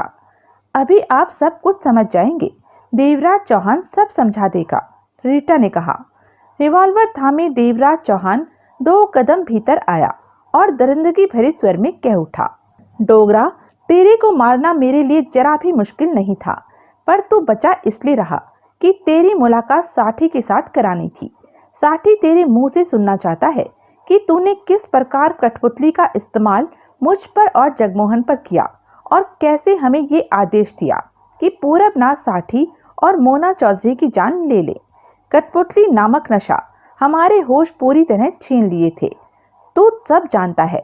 जब हमारे दिमाग ने उस नशे की वजह से काम करना बंद किया तो तूने हमारे खाली दिमाग में पूरबनाथ साठी और मोना चौधरी को खत्म करने की बात डाल दी। पूरबनाथ साठी का हत्यारा मैं नहीं, तुम हो। देवराज चौहान ने रीटा की तरफ देखा। तुमने बहुत चालाकी से स्क्वैश में कठपुतली मिलाकर हमें दी। मैं तो हुक्म की गुलाम हूँ देवराज चौहान जी, रीटा मुंह लटकाकर कह उठी। जो मुझे चिराग में रखेगा उसी का तो हुक्म मानूंगी। मेरी अपनी पसंद और नापसंद की बात ही क्या है? डोगरा ने रीटा को घूरा। मैंने क्या गलत कह दिया डोगरा साहब? रीटा बोली। डोगरा ने देवराज चौहान को देखा। तो तुम मुझे साठी के सामने कठपुतली वाला सच बुलवाना चाहते हो? डोगरा कह उठा। तुम बोलोगे। देवराज चौहान के दांत फिंच गए। मैं बोलूं या ना बोलूं, तुमने मुझे मार ही देना है। फिर क्यों बोलूं? तुम्हें भी तो साठी के हाथों फंसाए रखूं। देवराज चौहान कुछ कहने लगा कि तभी जगमोहन कह उठा। हो सकता है सच बोलकर तुम बच जाओ। देवराज चौहान ने होठ खींच लिए। बच जाऊं? डोगरा ने जगमोहन को देखा। कैसे बचूंगा? तुम लोग मुझे छोड़ दोगे? हाथ पांव पर गोली मारकर चले जाएंगे, जगमोहन बोला। जान तो बचेगी तुम्हारी? हाँ कह दीजिए डोगरा साहब, रीटा जल्दी से कह उठी। जान तो बच रही है। तुम मुझे संभाल लोगी रीटा डार्लिंग? ये मुझे लंगड़ा करने को कह रहे हैं।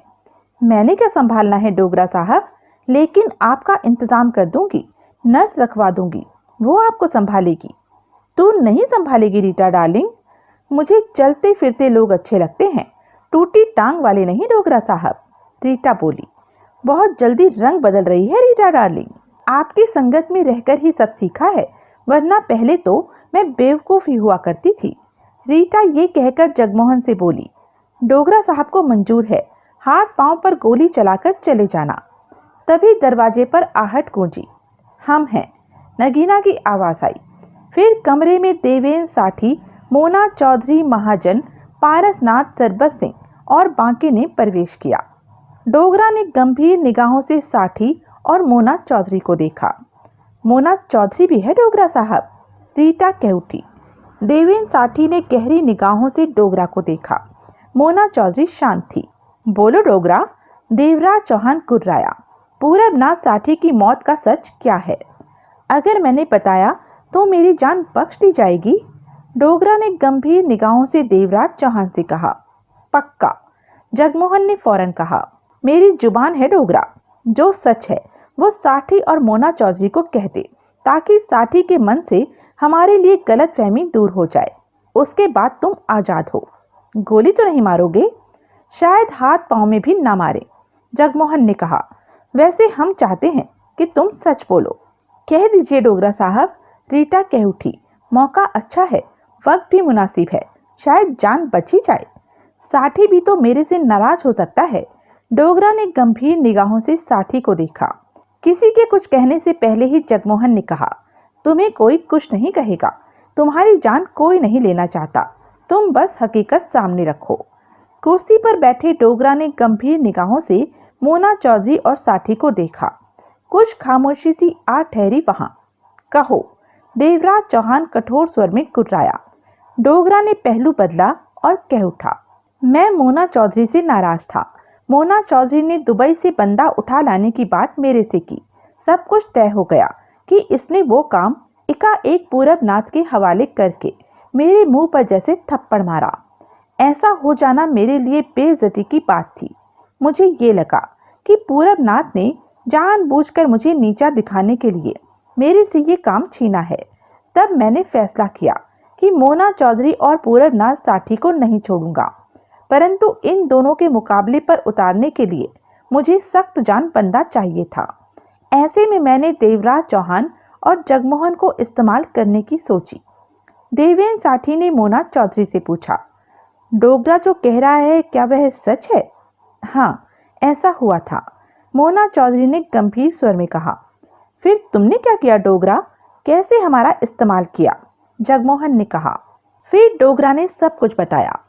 कठपुतली नाम के नशे के बारे में बताया, इसके इस्तेमाल के बारे में बताया, हर वो बात बताई जो उसने देवराज चौहान और जगमोहन के साथ की थी। सब सुनते रहे। सब कुछ बताकर डोगरा खामोश हो गया। फिर रीटा को देखकर बोला, रीटा डार्लिंग, मैंने सब कुछ बता दिया ना? कुछ रह तो नहीं गया? डोगरा साहब, आपने तो कमाल कर दिया। एक एक बात इतनी बढ़िया ढंग से बताई है कि मैं तो हैरान रह गई कि आपका दिमाग कितना तेज है, किसी भी बात को भूलते नहीं। तभी रीटा ने देवेंद्र साठी को रिवॉल्वर निकालते देखा। साठी के चेहरे पर दरिंदगी नाच रही थी। आप तो गए काम से डोगरा साहब। देवेंद्र साठी ने उसी पल रिवॉल्वर वाला हाथ सीधा किया और दांत भींचकर ट्रिगर दबा दिया। धाएं! गोली का जबरदस्त धमाका कमरे में गूंजा और डोगरा की छाती पर लाल रंग का धब्बा सा उभरने लगा। डोगरा की आंखें फटकर फैल गई। साठी ने एक और फायर किया। एक और धमाका हुआ और दूसरी गोली भी डोगरा की छाती में जा लगी। डोगरा के शरीर को तीव्र झटका लगा। गर्दन नीचे को लटक गई। फिर उसका शरीर कुर्सी से फर्श पर लुढ़कता चला गया और एकदम शांत पड़ गया वो। साठी चेहरे पर खतरनाक भाव समेटे रिवॉल्वर थामे डोगरा के पास आया और उसकी बाह पकड़कर उसे सीधा किया। डोगरा मर चुका था, आंखें बंद थी उसकी। साठी के होठों से गुर्राहट निकली। वो नीचे झुका और रिवॉल्वर की नाल उसके सिर से सटाकर फायर कर दिया। पुनः फायर की आवाज गूंजी और डोगरा की खोपड़ी में सुराख दिखने लगा। साठी सीधा हुआ और रीटा को देखा। मेरा कोई कसूर नहीं, रीटा कांपते स्वर में कह उठी। मैंने डोगरा को बहुत समझाया था, पर इसने मेरी एक नहीं सुनी। फिर मैं तो इसकी गुलाम थी, बांदी थी, नौकरानी थी। मेरी औकात ही क्या है जो ये मेरी सुनता। बहुत घटिया इंसान था ये। मैं तो कब का इसे छोड़कर भाग जाना चाहती थी, परंतु जाती भी कहाँ। ये मुझे ढूंढकर मेरा बुरा हाल कर देता। आप तो बहुत बढ़िया इंसान है साठी साहब। मैं सारी उम्र बिना तनख्वाह के ही आपकी नौकरी करने को तैयार हूँ। हुक्म तो दीजिए, फिर देखिए मैं क्या कमाल दिखाती हूँ। आपको इतना खुश कर दूंगी कि यहाँ से दफा हो जाओ, साठी ने दांत खींचकर कहा। फिर कभी मुझे दिखी तो तुम्हें मार दूंगा। मैं जानती थी साठी साहब, आप यही कहने वाले हैं। जाती हूँ। अपना फोन नंबर दे जाऊं क्या? कभी मेरी जरूरत पड़ी तो मिस्ड कॉल ही कर दीजिएगा। बांदी हाजिर हो। साली, साठी ने गुर्राकर रिवॉल्वर वाला हाथ सीधा किया। रीटा तीर की भांति भीतर से निकलती चली गई। मोना चौधरी के चेहरे पर शांत भाव थे। देवराज चौहान ने रिवॉल्वर जेब में रख ली। अब बोल साठी, जगमोहन गंभीर स्वर में बोला। अभी भी तेरे को कुछ कहना है तो बता। मैंने अपने भाई की मौत का बदला ले लिया। अब मुझे तुमसे या देवराज चौहान से कुछ नहीं कहना, साठी ने दांत भींचकर कहा और रिवॉल्वर जेब में रख ली। मैं गलती पर था। अब सब बातें मैंने समझ ली हैं। तुम हरीश खुदे को भी कुछ नहीं कहोगे? देवराज चौहान बोला। मैं तुम्हारे किसी साथी को कुछ नहीं कहूंगा। ये मामला डोगरा की मौत के साथ पूरी तरह खत्म हो गया, साठी ने गंभीर स्वर में कहा। तुम जब भी ठीक समझो मेरे परिवार को और पाटिल को आजाद कर देना, कहकर साठी बाहर निकलता चला गया। रात 12:40 बजे सरबत सिंह का घर, मुंबई। कर जरा धीरे, तू ऐसे ही पकड़े रह, मैं करता हूँ, हंसा धीमी आवाज में फुसफुसाया। पाटिल ने अपने बंधे हाथों में खुला चाकू पकड़ रखा था। हंसा उस पर कलाइयों के बंधनों को रगड़कर बंधन काट रहा था। दोनों की पीठें आपस में जुड़ी हुई थी। इस कोशिश में चाकू हंसा की कलाई में लग चुका था और खून निकलने लगा था, परंतु हंसा तो जैसे अपने बंधन हर हाल में काट लेना चाहता था। जवाई और प्रेमी सांस रोके बंधनों में जकड़े पड़े ये सब देख रहे थे। बार बार उनकी निगाहें खुले दरवाजे की ओर जा रही थी, कहीं सोहन लाल या रुस्तम राव इधर न आ जाएं। दूसरे कमरे की रोशनी भी चल रही थी। यदा कदा सोहन लाल और रुस्तम की बातें करने की आवाज उन्हें सुनने को मिल रही थी। और आखिरकार हंसा की कलाइयों के बंधन कट गए। हंसा तेजी से सीधा हुआ और पाटिल के हाथ से चाकू लेकर पिंडलियों पर बंधी डोरी भी काट ली। अब वो आजाद था। वो जल्दी से पाटिल की कलाइयों के बंधन काटने लगा। पहले मेरे काट, जवाई बोला, उसे तो बाद में भी खोल देंगे। कलाइयों के बंधन काटने के बाद उसकी पिंडलियों के बंधन भी काटे। फिर जवाई और प्रेमी की तरफ आ पहुंचा और उनके बंधन काटने लगा। पहले नंबर प्रेमी को लगा।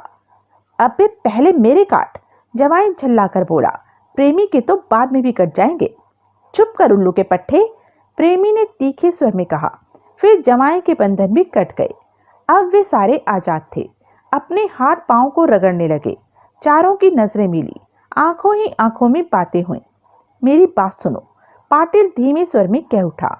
दूसरे कमरे में साठी की पत्नी और 2 बच्चे हैं, उन्हें ले चलना है साथ में। और 5 करोड़ की बात याद है ना? जवाई बोला। जो साठी ने इनाम, वो तुम्हारा होगा, मैं भूला नहीं हूँ। तुम इनाम पर अपना दावा नहीं ठोकोगे, प्रेमी ने कहा। वो इनाम मुझे मिल भी नहीं सकता। आखिर मैं साठी का राइट हैंड हूँ। इनाम दूसरे लोगों के लिए होता है, पाटिल बोला। हम जैसे लोगों के लिए? हंसा ने दांत दिखाए। 5 करोड़ तुमको ही मिलेगा, पाटिल ने कहा। लेकिन उन दोनों का क्या करें? उनके पास रिवॉल्वर भी है। प्रेमी ने पाटिल को देखा। हमारे पास चाकू है। जवाई ने फौरन नीचे पड़ा चाकू उठा लिया। ऐसे मौके पर चाकू कोई खास काम नहीं करेगा, पाटिल ने गंभीर स्वर में कहा। हम सब ने इकट्ठे होकर उन पर झपट पड़ना है। बहुत आसान है।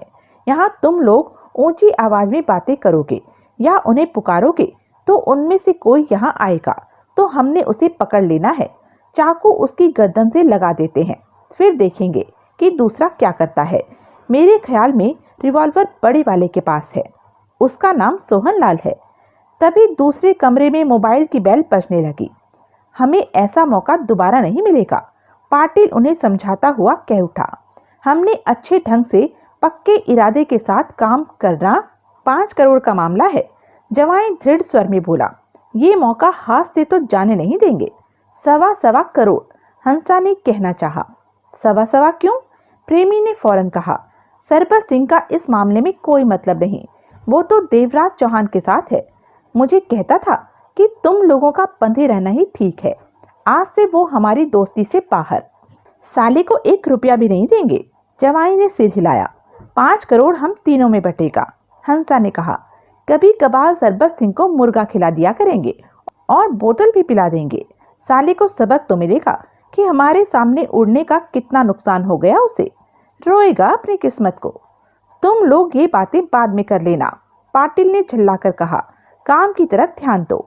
उधर से सोहन लाल के फोन पर बातें करने की आवाज आ रही थी। चारों ने पुनः एक दूसरे को देखा। हम ऊंची ऊंची बोलेंगे तो वो जरूर देखने आएंगे कि हम शोर क्यों डाल रहे हैं, प्रेमी ने कहा। जो भी आएगा उसकी गर्दन पर चाकू लगा देंगे, और आने वाला वो सोहन लाल हुआ तो उसकी जेब से तुरंत रिवॉल्वर निकाल लेनी है। तैयार? हंसा बोला। तैयार, जवाई ने सिर हिलाया। ठीक इसी पल दरवाजे पर सोहन लाल आ खड़ा हुआ। चारों इसके लिए तैयार नहीं थे। वो सक पका से गए। उन्हें आजाद पाकर सोहन लाल की आंखें सिकुड़ी। पल भर के लिए उसे लगा जैसे जवाई उसकी तरफ लपकने वाला हो। ऐसे में सोहन लाल ने उसी पल रिवॉल्वर निकालकर हाथ में ले ली। हिलना मत, सोहन लाल ने कठोर स्वर में कहा। उनकी ये हालत थी जैसे रंगे हाथों पकड़े गए हों। तो मौजें हो रही हैं, सोहन लाल ने कड़वे स्वर में कहते हुए जवाई के हाथ में थमे चाकू को देखा। खिसकने की तैयारी में हो। चारों की नजरें आपस में मिली। तभी पीछे से रुस्तम राव भी वहां आ पहुंचा। क्या हुआ बाप? उसने कमरे में झांका। इन्हें यहां से जाने की बहुत जल्दी है, सोहन लाल मुस्कुरा पड़ा। तो छोड़ेला बाप, अब अपन को कष्ट नहीं होइला इनके बंधनों को खोलने का। पाटिल, सोहन लाल ने कहा, अभी देवराज चौहान का फोन आया, वो तुम्हें सबको छोड़ देने को बोला। क्या? पाटिल के होठों से निकला। तुम हमको छोड़ रहे हो? हाँ, देवराज चौहान और साठी में मामला खत्म हो गया। तुम लोग आजाद हो और साठी के परिवार को भी ले जा सकते हो।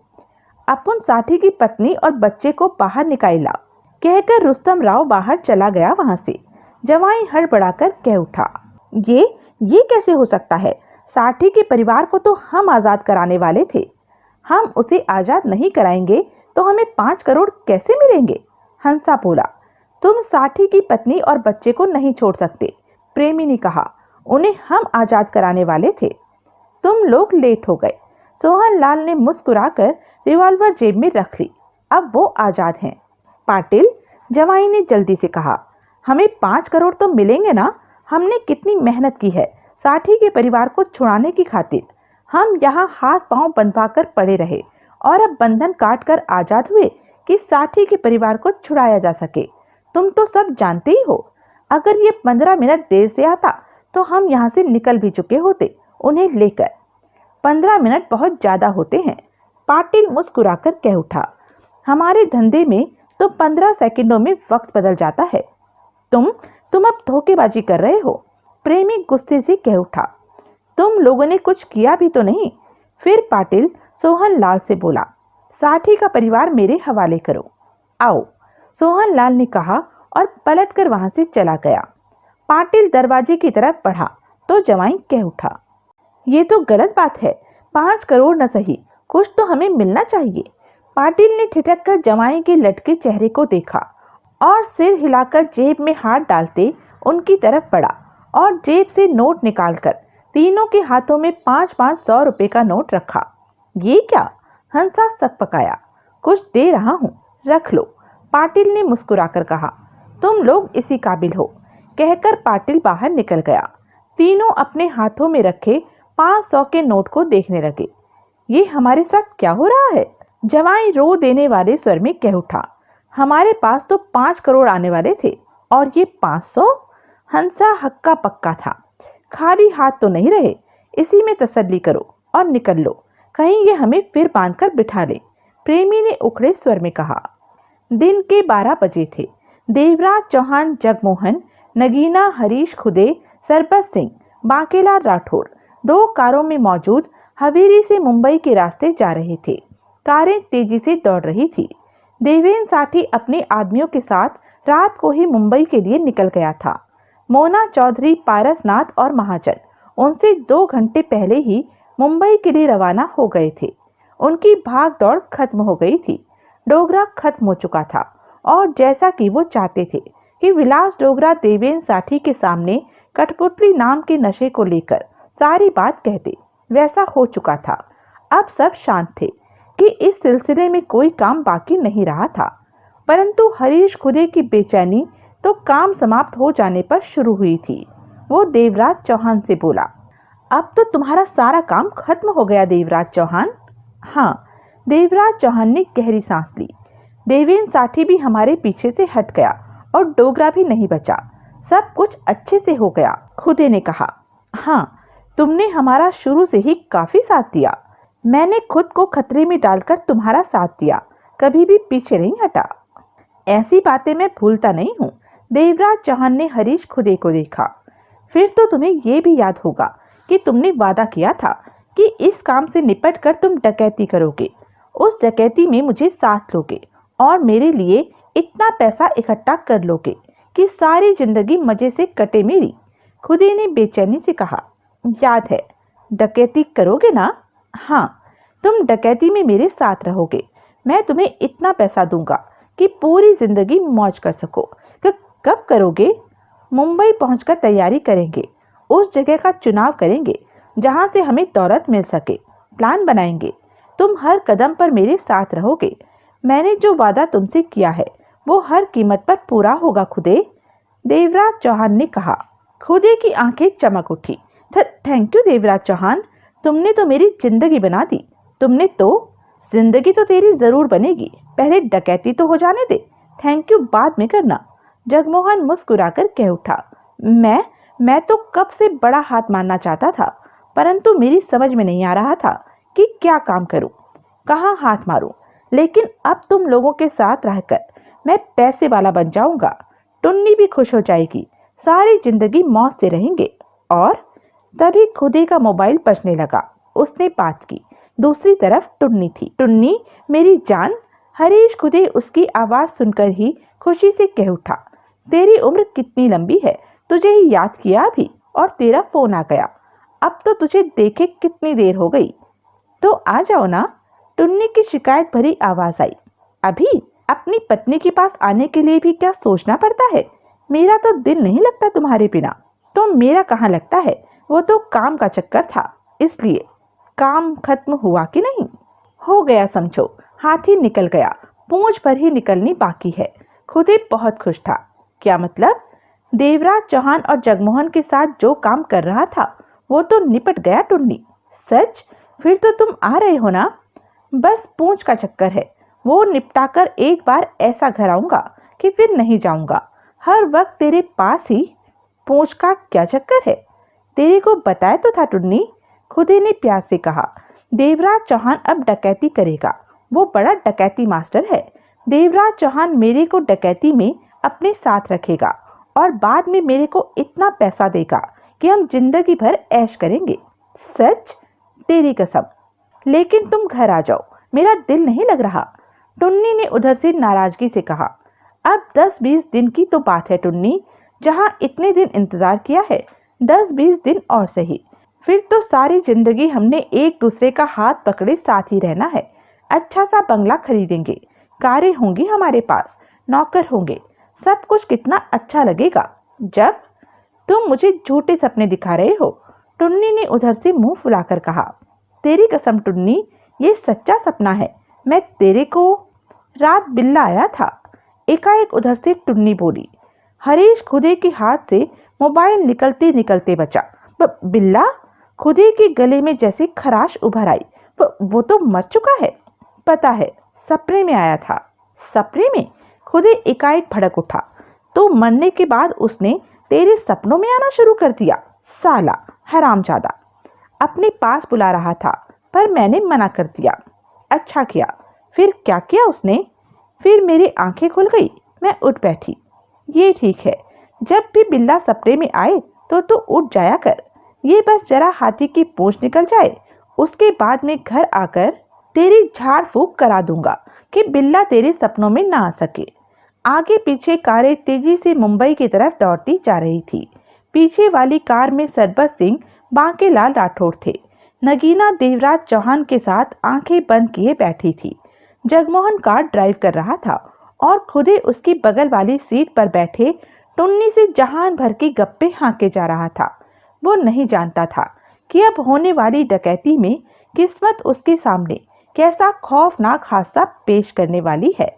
तो यह था इस उपन्यास का अंतिम भाग। आगे की कहानी जारी रहेगी अनिल मोहन जी के अगले उपन्यास जिंदा आंखें में, जो कि जल्दी ही अपलोड किया जाएगा। तब तक के लिए बने रहें मेरे साथ, और हाँ, मेरे चैनल को लाइक, शेयर और सब्सक्राइब करना ना भूलें। धन्यवाद।